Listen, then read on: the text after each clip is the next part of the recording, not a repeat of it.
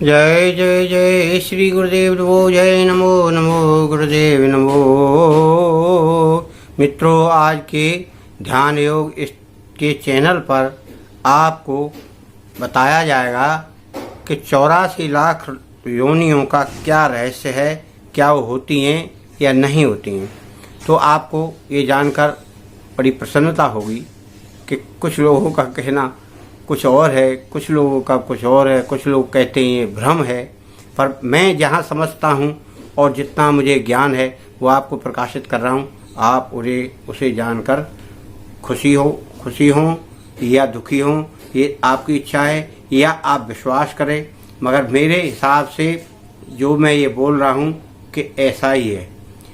इस सृष्टि में 3 प्रकार के जीव हैं, नभचर, थलचर और जलचर। अब इनमें भी अलग अलग श्रेणी है। क्या है कि कुछ जो पक्षी उड़ने वाले हैं उनको वो कहते हैं आकाश में उड़ने वाले नभचर, यानी हवा में चलने वाले पक्षियों को। और जितने भी प्राणी जीव कीड़े मकोड़े जो जमीन पर रहते हैं उनको कहते हैं हम थलचर। और पानी में जो रहते हैं या पानी के बगैर जिंदा नहीं रह सकते उनको हम कहते हैं जलचर। इस प्रकार से ये 3 श्रेणियों में हमने विभक्त किया है जीवों को।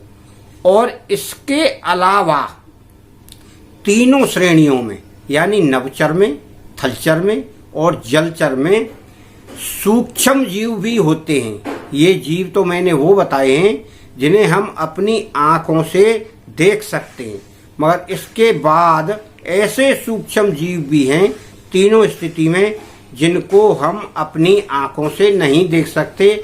उसके लिए हमें कोई सूक्ष्म देखने वाला यंत्र चाहिए, यानी सूक्ष्मदर्शी से ही उनको हम देख सकते हैं। वो भी जीव की श्रेणी में आते हैं और योनि की श्रेणी में आते हैं, जैसे छोटे छोटे कीट पतंगे और कीटाणु जीवाणु जितने भी बैक्टीरिया तक हैं। क्योंकि उन बैक्टीरियाओं में अगर जीव नहीं होता तो प्राणी मात्र नहीं, पूरे विश्व में जितना भी सृष्टि में जीव है उसकी उत्पत्ति ना होती। इसलिए आपको यहाँ समझना पड़ेगा कि 84 लाख योनियां कैसे गिनती की गई है। यहाँ से आप शायद समझ गए होंगे कि सबसे छोटे जीवाणु कीटाणु से लेकर और बहुत बड़े विशाल तीनों स्थितियों में जलचर, नभचर और इस जमीन वाले जलचर, जमीन वाले थलचर और नभचर, इन तीनों प्रकार के जीवों में ऐसा सूक्ष्म से सूक्ष्म और विशाल से विशाल जीवों का एक समूह रहता है। इस टोटल को मिलाकर हम 84 लाख योनियां गिनते हैं। अब आप शुरू हो जाइए वहां से। तो जब आप ऊपर प्रकाश में मिल जाते हैं, यानी मृत्यु के बाद आत्मा के पास जाती है, फिर वहां से उसका विभक्तिकरण होता है कि किस आत्मा को कहाँ रखा जाएगा। यानी जैसे पानी को पानी में मिलाने से पूर्व देखा जाता है कि ये गंदा है, मैला है, रंगीन है या कुछ और कलर का है, तब वहां जाकर उसका विभक्तिकरण किया जाता है, जिसे हम संज्ञा देते हैं पाप और पुण्य की। तो उसको अलग रखा जाता है कि ये इस कैटेगरी का है, उस कैटेगरी में उसको डाल दिया जाता है। अब उस कैटेगरी में उस आत्मा का कितने दिन नंबर आता है उसको, यानी साफ करने का, उस जल को साफ करने का, ऐसा समझिए। तो इस क्रिया में वो आत्मा वहां रहती है उतने दिन तक। और जब वो उतने दिन तक रहती है, जब उसका नंबर आता है साफ करने का, तब उसको साफ करके उसमें प्रकाश में मिला दिया जाता है। या तो उसमें मिलाने लायक नहीं है वो जल यानी आत्मा, तो फिर उसको क्या करते हैं, उसको किसी अन्य जल में यानी किसी अन्य जगह उस आत्मा को रखा जाता है। तो अब उसको रखने के लिए क्या है कि अगर वहां स्थान नहीं है तो उसको फिर भेजा जाएगा कहाँ, मृत्यु लोक में। यानी उस जल को फिर कहाँ डाला जाएगा, मतलब नाली में। ये मृत्यु लोक एक तरह से कीड़ा बन के आता है, तो नाली का कीड़ा बन के रहता है यहाँ। तो उसको नाली में, उस ज़्यादा गंदा पानी है तो नाली में डाल देते हैं। तो नाली में डाल दिया, अब वो यानी पृथ्वीलोक में भेज दिया। अब पृथ्वीलोक में वो आत्मा घूमती है, घूमती घूमती अन्य जगह घूमती है। चूंकि अब उसे तो इतना ज्ञान तो है नहीं कि मुझे अब क्या करना है। अब इस तरह से वो शरीर धारण करने के लिए घूमती है, और शरीर धारण तो ऐसे कोई नहीं कर सकता है, क्योंकि शरीर धारण या तो कोई पुण्यात्मा हो या कोई ऋषि महात्मा या सिद्ध वो कर सकता है, जो उसकी विधि जानता है। वो तो एक सामान्य आत्मा है, यानी सामान्य तरीके से ही जिएगा।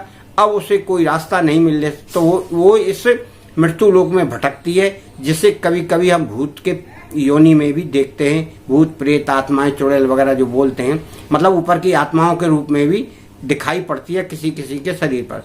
अब वहां से उसका कार्यक्रम शुरू होता है। ये जो है बहुत लंबा विषय है, इसको 2-3 पार्ट में बनाना पड़ेगा, एक पार्ट में समझा नहीं पाऊंगा। ज़्यादा बड़ी हो जाने पर बड़ी प्रॉब्लम आती है, क्योंकि लोग कहते हैं ये ज़्यादा बड़ी नहीं बनाओ। तो इसमें अब वो भटक रहा है और जगह ढूंढ रहा है, तब इस क्रिया में उसको काफ़ी समय लग जाता है। फिर धीरे धीरे वो रहते रहते कुछ उसको ज्ञान प्राप्त होता है। तो इस संसार में जितनी भी जड़ और चेतन, चर अचर जितनी भी वस्तुएं हैं या जितने भी कण हैं, सब में ईश्वर की एनर्जी यानी सब में प्रकाश विद्यमान है। और इसको वैज्ञानिक भी कहते हैं कि बिना एनर्जी के कोई वस्तु नहीं है। तो अब उस एनर्जी प्रकाश का मतलब क्या है? आत्मा। तो सब में आत्मा है। अब वो आत्मा किसके ऊपर सवार हो जाए? अब उसे शरीर कैसे चाहिए, इस जुगाड़ में वो लगा रहता है। और शरीर धारण करने के तो क्या उपाय क्या है कि शरीर धारण करने के लिए किसी जीव, किसी प्राणी या किसी भी योनि के शरीर में प्रवेश करना है। शरीर में प्रवेश यानी गर्भ में जाना है। तो गर्भ में जाने के बाद ही निकल पाएगा ना बाहर।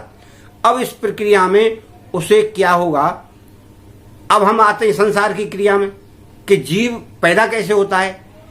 जीव होता है नर और मादा के संबंध बनाने के बाद ही गर्भ रोपण होता है। जैसे प्रकृति में बीज को डाला जाता है तभी उपजेगा, आप सूखे में रख दो नहीं उपजेगा, क्योंकि वहां उसकी प्रकृति है, वहां उसको मिल रहा है, मिट्टी मिल रही है। इसी प्रकार आत्मा के लिए प्रकृति या मिट्टी कहाँ है? गर्भ धारण का स्थान। वहीं जाएगा तभी वहीं से वो अपना रूप धारण कर सकता है। ये ईश्वर ने बनाया हुआ है विधान। तो अब क्या होगा?